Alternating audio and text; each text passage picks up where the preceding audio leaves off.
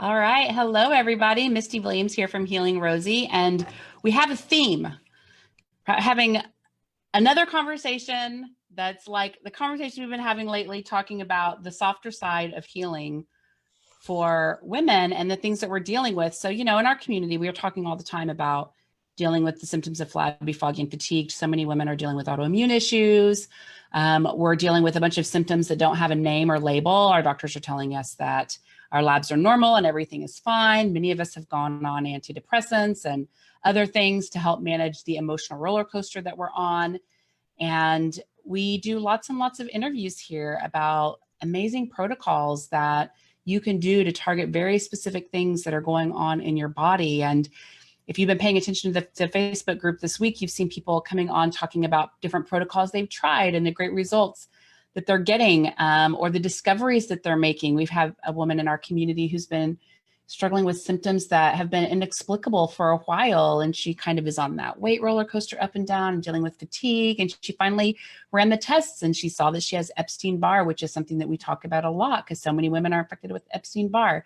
But I want to have a different conversation today, one that is just as important as running your labs and seeing what's actually happening in your body and doing that gut test, to figure out where your symptoms are coming from. I want to talk about just the overriding idea that is creating these situations for us, and that is stress. So if you remember when I first launched the Fix for Female Hormones event that we did last October, one of the things we talked about is that there's one reason ultimately that our bodies are breaking down, and it's stress. And stress can be broken down into two different kinds of stress. We have internal stressors and we have external stressors. And we can go through the internal stressors, things like viruses, heavy metals that are, in our teeth or in our body somehow. We have gut issues, all sorts of dysbiosis. So there's a whole laundry list of internal stressors that are really affecting us, parasites and all sorts of things. And then the external stressors, we talk about things in our environment that we're inhaling that are really stressful for us, the off-gassing of the carpets in our homes, our mattresses that we're sleeping on at night, the cleaning products that we're using, what we're putting on our skin. So many of us are living our lives indoors, and indoors is a lot more toxic actually than outdoor air, the air that we're breathing. So there's all of these stressors, but we all know when we think about stress that there's this other layer of stress that we're dealing with in our life. And it's really the lifestyle that we're living. We experience stress from our jobs. We experience stress in our relationships.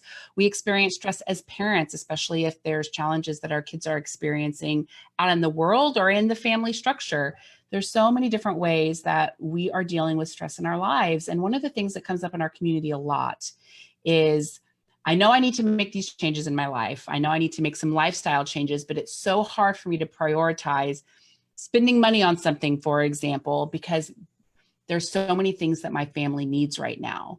And it's kind of conditioned in us that women are the ones that sacrifice for others. Women are the ones that give and do for their family, and they're routinely last on the list, right? We're routinely the very last person in the family. We get the crumbs that are left. And there's reasons that we're sick that aren't necessarily related to gut dysbiosis and all the other things that I just listed off here. There's always a lifestyle component. And that's what I want to talk about today. I want all of us just to create some space here to get really real about what we're dealing with in our lives and how we're actually creating a lot of our sickness by the way we live. So super excited that my friend Christa is with me. I've been butchering her name. Orecchio. Christa. Orecchio, you did it. I knew I was going to get it right this time. Good job. 3 times a charm. Yes, you have an awesome project that you're launching. You've actually been helping a lot of women around a lot of the issues that I just talked about. And I'd love for you just to tell us a little bit about what this journey has been like for you the last couple of years as you've had to come to terms with the stress and the lifestyle that you've created for yourself. Sure. So yeah, this project is, well, the name of my company is called The Whole Journey. And this project is the Adrenal Recode. It's truly the culmination of my whole journey of my whole life, mind, body, and spirit. And so we talked a little bit, Misty, before we got on about I've been a clinician for 15 years, and the Adrenal Recode helps people heal their thyroid, their adrenals, their nervous system, and their brain. And you have to apply clinical protocols in a very customized way, like you just mentioned, to kind of do the cleanup work from the internal and the external stressors that are happening in your body, right? But you mentioned Epstein-Barr, you mentioned thyroid labs, you've mentioned dysbiosis. Stress exacerbates all of those conditions exponentially, right? And so the way, when you talk about lifestyle, I think about it that our thoughts, clinically proven, our thoughts affect our emotions and our emotions drive our biology. And so what's happening if we're constantly living in our sympathetic nervous system in fight or flight, because we don't have what we need for ourselves. Like that feels so bad to not have what we need for ourselves. And we know that as women, as mothers, when we look at our babies, if they don't have enough rest, if their schedule isn't routine, they don't have enough exercise and the right food, right? That nothing really works, but yet we still don't give ourselves what we need for ourselves. So that in and of itself is a stressor. And so you mentioned Epstein-Barr virus. Well, viruses are always going to be in our body. Once we're exposed to them, they're going to be dormant or active. Stress is the critical factor that brings them back to active, right? Okay. Stress is thyroid hormone supports the mucosal lining, and cortisol, stress hormone, thins the mucosal lining. And so dysbiosis ensues. So we get the parasites and we get the gut infections. And so we really have to understand that this is so inextricably connected. And I've been talking about the clinical really for well over a decade, but it wasn't until I really had my kind of come to Jesus moment, and this was a few years ago, June of 2017, I realized that I was in an abusive marriage. I had only stayed in it for a year. And I was 1 month pregnant, got pregnant unexpectedly, and I decided to file for divorce. Actually, also filed for a restraining order at the same time. And I said, enough is enough, no.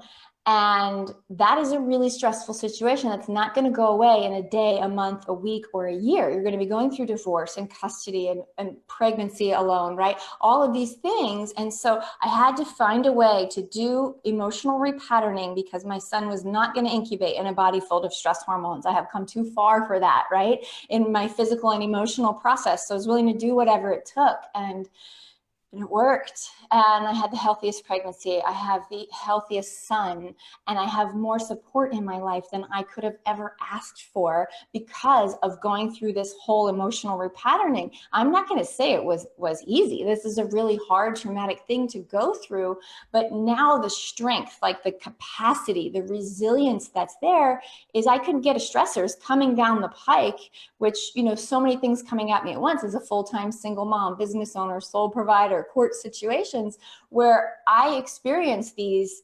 If they used to be a 10, they're now a 2. And that's really, I think, all we really want in our lives. When we say, oh, I want all of these different things, we just want to feel good. We want to feel at peace. We want to feel connected to those in our lives. We want to feel safe and joyful. And I really think, you know, especially having taken 500 people through this process just a few months ago, it's kind of magical to see. Like, we take them through a 6-pillar clinical process where we're shutting off the sympathetic response. We don't need to live in fight or flight. And we're constantly using a food-based approach to put you in your parasympathetic nervous system. So rather than doing all these protocols to heal the gut and everything, which I've promoted for years, this is a different approach. Just click your body into parasympathetic dominance, and then all the healing in the human body happens when you're in rest, digest, and heal mode.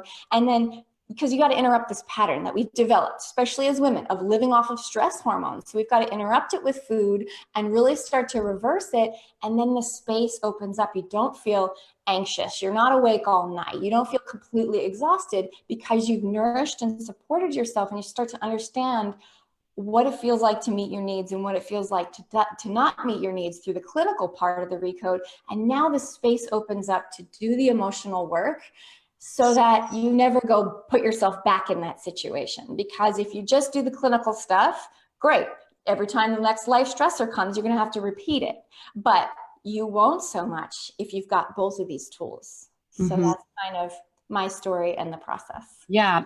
So there's a lot of things that are coming up for me as I'm listening to you talk about this, because I had my own experience of life incinerating. It's been coming up in interviews so much lately. There must be a lot of women that need this right now. But in 2016, I had my own experience of everything falling apart. And I remember feeling like I was on a skid for about a year. I was skidding, like the way that I had created my lifestyle wasn't quite working. And I think in my mind, I thought that I was going to be able to pull it out or fix it without it all incinerating. I think we all do. Right. And I think about the enormous amount of energy that I spent trying to evade the inevitable, and once everything just blew the fuck up, I had this total feeling of, even though there was still some fear, I was so surrendered. Like, I can't control this anymore. I'm letting go, let the chips fall where they may. I don't have the tools to handle this or to fix it or to stop it.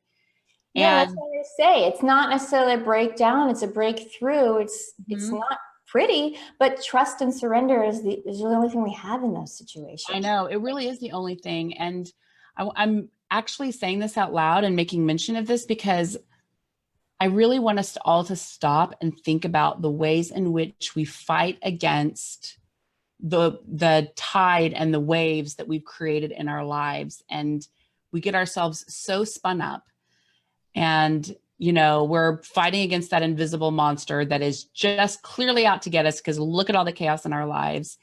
And there is another way, and that way really has as one of its defining characteristics, deeply, deeply surrendering and letting go. Yeah. And I'm sure in your own experience, you had to come face to face with this. Relationships, getting into a relationship, investing in something that you feel like is going to be a partnership forever, and coming face to face with the reality of what you've created is really, really hard, and I'm sure for you, it was unbelievably challenging. And I'd like for you just to talk a little bit about kind of facing that down, because I know this is something so many women are dealing with. We're avoiding that incineration that's coming, right? We're avoiding the letting go that's going to make us feel out of control.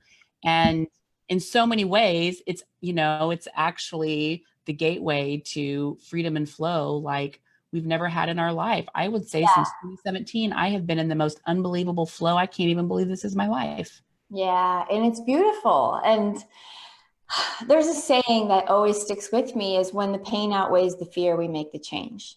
And so I really believe we are all here learning lessons, and the people who, hurt us, they're our teachers if we choose to learn from it. And for me, I just had to do everything that I thought was within my power, right? Go to couples therapy, do my own therapy, really try to show up, and also I go to Al-Anon. That was key for me, of okay, I can't do this for this person. And obviously bringing a child into the world was I was 80%. And then as soon as that happened, it was like, this is not about me anymore. This is time to be brave. And so I think everybody does it in their own time. There's so much that's wrapped up into it, whether you're in a toxic relationship or career or job. When the pain outweighs the fear, we make the change. And what can help be that soothing balm, so it's not, like you say, such an incineration, is to do what you need to do before that to create safety. We've had a lot of people in the Adrenal Recode having to make really big decisions, but they're already anxious. They're already not sleeping. They're already having trouble with energy. So resource yourself first. Get calm, get grounded, get stronger, and then you can make your decisions from a place of objectivity and detachment instead of fear and reactivity. And if you can train yourself to respond instead of react to life, it is a mastery of sorts, right? Because we can never control external circumstances. So I think that that's so important, doing what you need to do to get the trust and the surrender piece in place. Yeah, totally. To neutralize. And I'm looking at your gratitude book, right? Grow from a place of gratitude on your bookshelf. And clinical studies show gratitude neutralizes adrenaline. And so it's those types of things. I still saw all the good that was in my life. And it's like, whatever is there, we choose to see it. And for me, It was amazing the amount of support that came up. I had to dismantle a limiting belief. So much of people, who come, we help them in part 2 of the Adrenal Recode figure out what limiting beliefs they have from childhood. We all get, computer programmed from 0 to 7, because there's no way we can learn everything about the world from society. Like you said, society conditions women to put ourselves last, or from our parents, from community, religion, whatever it might be. We kind of create these belief systems. And so I created a belief system because I had a disabled brother and I was younger of, well, okay, nobody told me this, but I have to do it all by myself. He takes up enough energy. I better be the people pleaser, the perfectionist, the good one. I'm on my own here, right? Nobody says that to me, but it gets locked in as a subconscious belief system. So who cares? I can have all the kale and bone broth in the world, and I can be implementing this clinical protocol, but my own belief system is going to make it true. So my brother later turned into an addict, right? So then I recreate this in my adult life of having this chaos, having to do it all by myself. And not until I realized that I'm even wearing these glasses, that's like awareness is the first step, can I then dismantle that belief and take it off and attract a totally different experience of life, to where now I've got friends and neighbors and support, and I can do this single mom thing, running a business, and I can do it well and feel loved and supported along the way. These constant positive feelings are going to keep my clinical and the way that I eat locked in place so that I can self-actualize. And so that's really what we want to do, because if you've got these belief systems connected to love, safety, connection, or belonging, they're going to sabotage you. And with, just kind of like it's the iceberg thing. It's not really what's happening here, it's everything below. So we've got to bring the unconscious conscious in order to work with it. So Yeah.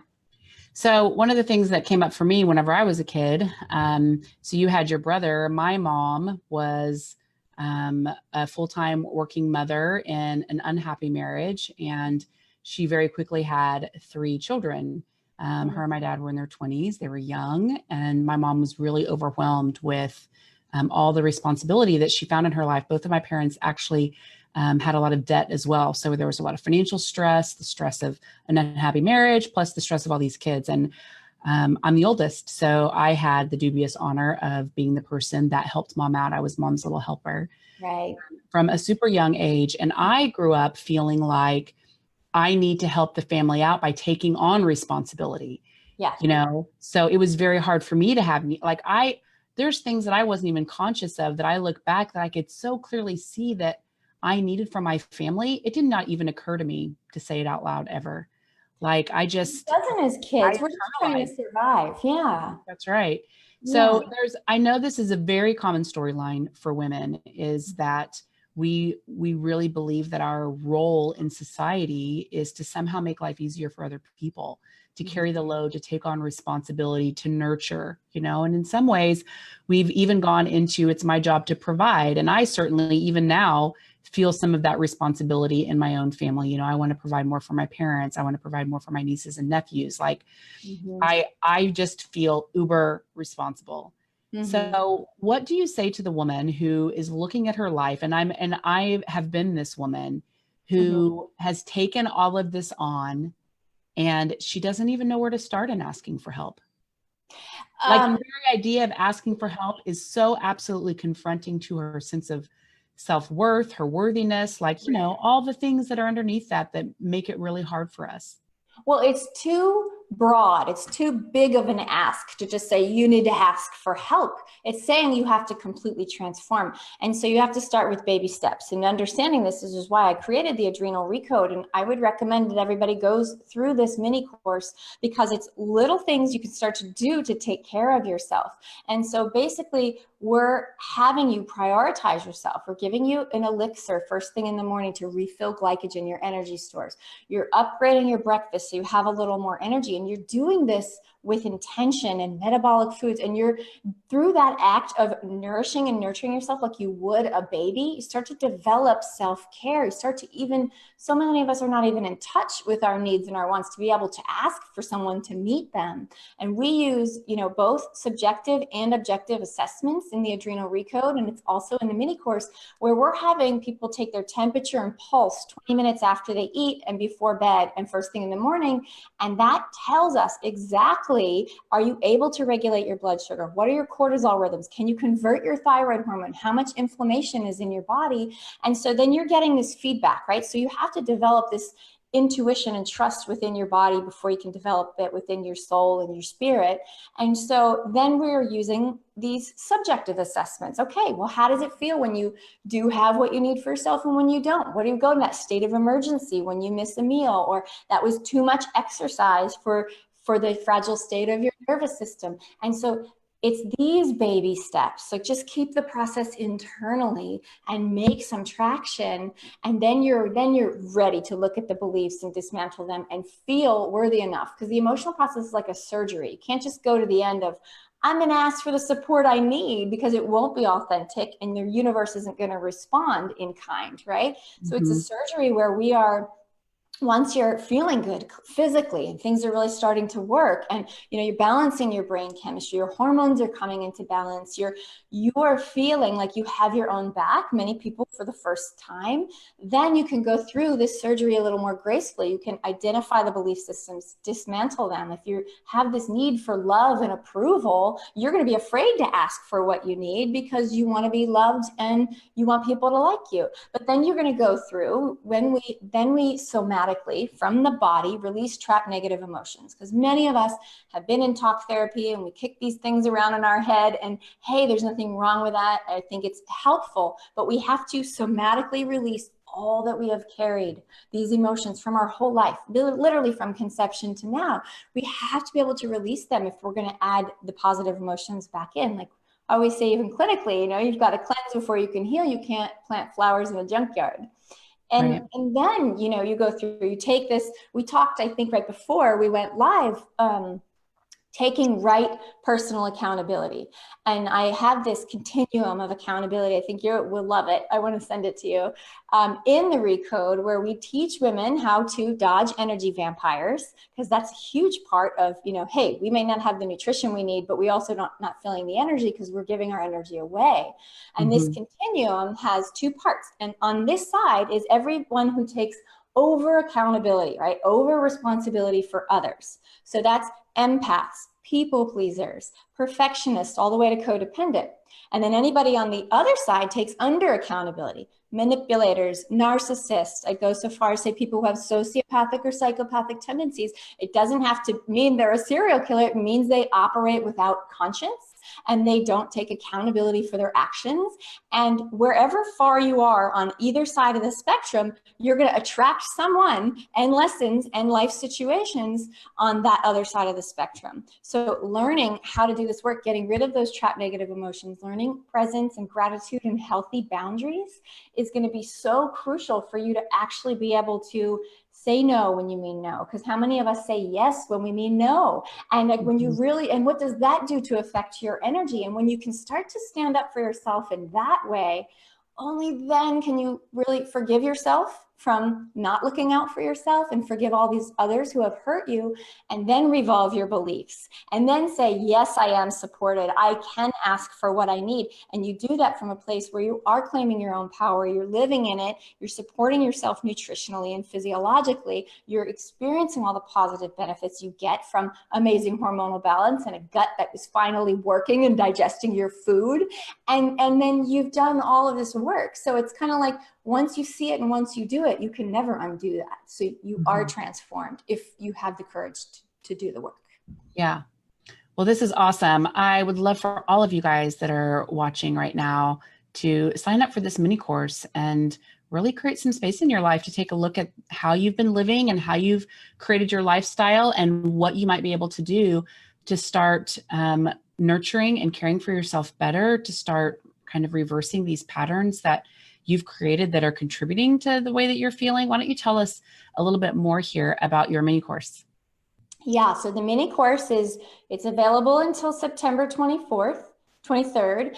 And you should go through it one video at a time and download the handouts and make the changes one at a time. So every video has action items. So the first video you'll go through, I'm going to really explain the science of living off of stress hormones, because 80% of our society we think we have energy. Even when we think we have energy, it's not proper energy. We have a cell starvation problem where energy is not getting into the cell. It's the cortisol and adrenaline we're living off of that we think is energy, right? I have so many recoders say, I never knew what it was like to be calm and not sleepy, And so this is really where we want to get to. And so you're going to learn how to drink a morning elixir first thing in the morning that's going to support your digestive system, and it's going to refill your energy stores. So we have energy stores called glycogen in our liver and in our muscles. And when you are in adrenal dysfunction or dysregulation and low thyroid, you have no energy stores. And this is what causes stress. If you have no energy stores, you can't regulate your blood sugar. You can't feel safe in the world. That's just basically why we feel this anxiety and insomnia and lack of energy.